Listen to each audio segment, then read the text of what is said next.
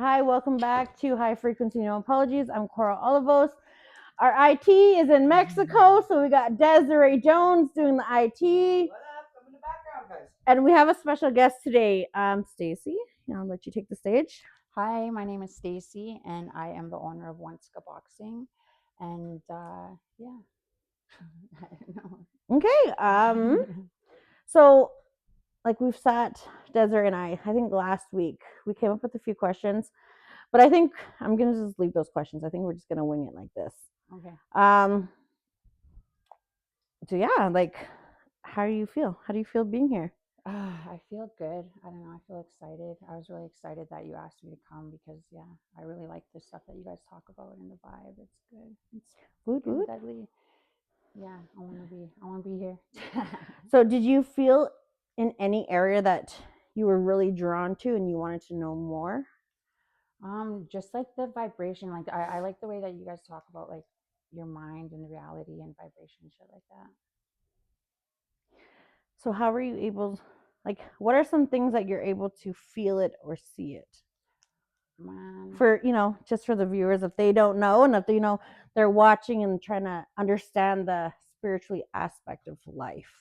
The spiritual aspect of life, the spiritual aspect in my life is so big. Like, I pray all the time. I feel like I'm in constant contact with the creator because I have to be. Like, there's just so much in my life that, and like so many triggers, so many things, like just on a day-to-day basis. And like, there's times where I'm not my best self, and I have to just immediately be like, creator, creator, creator. And so spirituality has always been my anchor ever since I was a little girl too, because my cookum taught me how to pray when I was small, because I was going, like, my mom, she was an alcoholic and she abandoned me. Mm-hmm. She would abandon me at home all, like, a lot of the times, and I'd be there by myself, like 4 or 5 years old, and my cookum like couldn't come and pick me up because my mom would get mad or whatever. Like, so she always taught me to pray. She always told me, like, whenever you're scared or whatever, just pray. And so that's always been my anchor through all the bullshit that I've been through in my whole life, even like living on the streets, being in jail, like being homeless,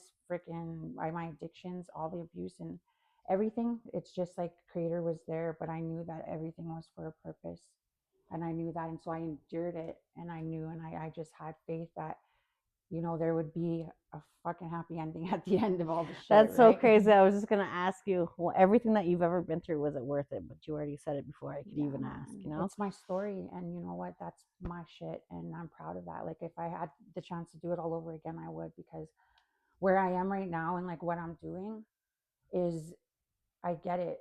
Like, because I'm healing through the work that I'm doing, and I'm like, I always tell creator, like, speak through me and help me to like spread your message, to like help people to wake up, help people to feel your love, so that they know that it's real. They know that it's there. I love that. That's so, like, I don't know, how would I say? Like, for me, when that part you just said is like, so even when we started the introduction, everything shifted. I don't know if you felt it or you seen it, but for me, I felt everything just Cool. and that was like spirit just working through you. Well, it just gives me like heebie-jeebies, But that's the beautiful thing of like coming like spiritually enlightened and actually understanding and being a channel for spirit, right? Mm-hmm. And so, like, when how did you like learn how to understand signs and synchronicities? Books. When I was homeless, and I was, because I was put in foster care when I was 13, and then I would run away from every single foster home, every group home, every like thing that they put me in, I would run away from. And then when I was 15, I ran away to Edmonton, and they stopped looking for me because they couldn't find me, right? And so I was out there by myself, and I was so, like, I guess sheltered. I came from like a really sheltered life, and then boom, I was like in this big city, and I just had life in front of me, all around me, right? And I could feel something always, and it just like, and I knew right away that I had the power in my mind to make things happen. Ever since I was younger, I would think of things, even like a Barbie. Say I wanted a Barbie, I would think of it, think of it, think of it, and then like someone would buy me the Barbie, or the Barbie would like come, like just little things like that. So I knew I had the power of the mind, and so I was like, hey, shit, how am I going to use this out here in this big world? And I was like, shit, I just want to find out who I am, and find out like about life, like what is this feeling that I feel like, because I always had that connection to creator. I wanted to understand everything about that feeling, because it was something that was mine, and something that I knew that was different always. And so I would go to WeBookIn, and I'd steal books on like psychology, on different religions, on like synchronicity, like vibrations, like all of these books on like metaphysics. Just and Oh shit. I'd steal these books, and I always have a notebook, and I go and I when I because I was addicted to meth, right? Mhm. And so when I get high, I just want to read and know the like figure out a language for like what the fuck was I feeling. And so I read about all religions, I read about all this shit, and I knew, and I had a language. I was like, shit, it's the vibration, it's the energy, man. Like what? Clock it. Yeah, for real. And then Right? I was like so happy once I like figured out the language, and I was like, I want more. I need to understand more. And my whole journey of my addiction is always, it was very, very fucking spiritual awakening. So, and there was one time like when I OD'd, but before I OD'd, it was like something clicked, because I was always looking for the message, like always looking for the truth, right? And something clicked that one time, because I like did a shot, and I freaking was like, the world just went boom. And then I was like, went up to my bro, and we just pulled out Jiffy markers. Like weird shit always happened, like, you know, shit that was just like, whoa, man. So we both pulled out Jiffy markers at the same time, like not talking. And then I wrote black, he wrote white, he wrote up, I wrote down, he wrote left, he wrote right. You know, like the opposite, the balance is what it was. And then it just, everything just started making sense and clicking. And then I went for a walk, like I just left, and we wrote like that all the way down the wall. Boom, boom, boom. Like looked at each other, shook our heads, and kept going. And like this whole time, my mind was like, I was ODing, but I was like walking still. And I don't even know what the fuck that was that I took Do you now. feel maybe, or do you ever feel that maybe another entity jumped in from the other, a different realm or a different dimension, just to help you to conquer, to not overdose, or help you have a better understanding? Yeah, because I think something definitely spiritual. Like now that I think about it, I don't even know, because it just, everything was making sense and clicking together. And definitely it was different, like it just changed. So I don't know.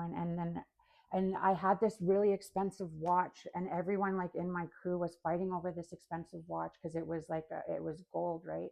And I was the one that was taking care of it, because all the boys were fighting over it. And I had like on brand new clothes, and I went to this like little Chinese shop, and I bought something. And this is when they still had pennies, right?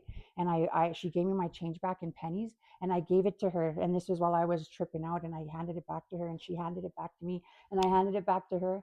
And then she like looked at this little box for like poor kids, and she started putting it in there. And then I had this understanding of like, because I was like, they're just pennies. And she's like, no, there's something to somebody, you know? And like there's still a worth to them, like was the Oh, I what like she that. was. I just got goosebumps. But like Right, it's so nice. that's what. And then but yeah. And but we weren't she was communicating with me in the fucking mind. It was Like trippy. telepathically. Yeah. And so I understood, but what she, and so together we started putting the pennies in the box. And then it was like every time, every penny was like something for like someone, like they thought to me it was just pennies, but to like those kids it was, I don't know, it was so And so trippy. today, when you talk about that, what does that mean for you today? It means a lot, because like when that happened, and then when I finally did OD, and the ambulance found me, and I was like slipping away, and I was like seeing the white light, and I kept hearing, let it go, let it go, let it go. And that's what I finally understood what it was like in your mind, like shit, you got to let shit go. Like you have to be a flow, a constant flow always, right? You can't just hold on to shit. You got to be an open, like conductive, like you know. But while I was slipping away, I kept hearing, let it go, let it go. And then I could hear in the background, real quiet, the paramedics saying something about like another dead hooker, blah, blah, blah. And I couldn't let that, because my ego, right, was Yeah. like immediately I felt like that, like something was just like jerked me back to, because I was just feeling really good, like let it go, go into the light. And then I heard that, and then I was like, and I just like my ego was like, fuck that, no, like, and then I just like got shot back to fucking earth, and I woke up and I was just mad, crying, and then they took me to they So took it's me. like, so now with the ego, do you struggle with ego today? Or wait, actually, let me rephrase that. Do you know the difference between ego and self-respect? Oh, 100%. Yeah, I learned that. What's the difference? Well, your ego is like attached to this Like world. how would one know? Your ego is the shit that is attached to like negative emotions, like, or to fear. That's what it's attached to. Your ego is attached to fear, and so when it's like insulted, or you feel like you need to, someone says something to you, you need to get back at them, or you feel like, not being humble. But like when you have not self-respect but self-love, like for yourself, like true self-love, you just kind of understand that everybody is going through their own journey, and you don't get offended. It's like, hey, well, that's them. I'm not going to let them like give me that energy. Yeah, You know what I mean? that's nice. That's so beautiful. Yeah, so I learned that, not to get offended, like just let it flow, because everyone's just, even me too, but yeah. It's like a whole, yeah.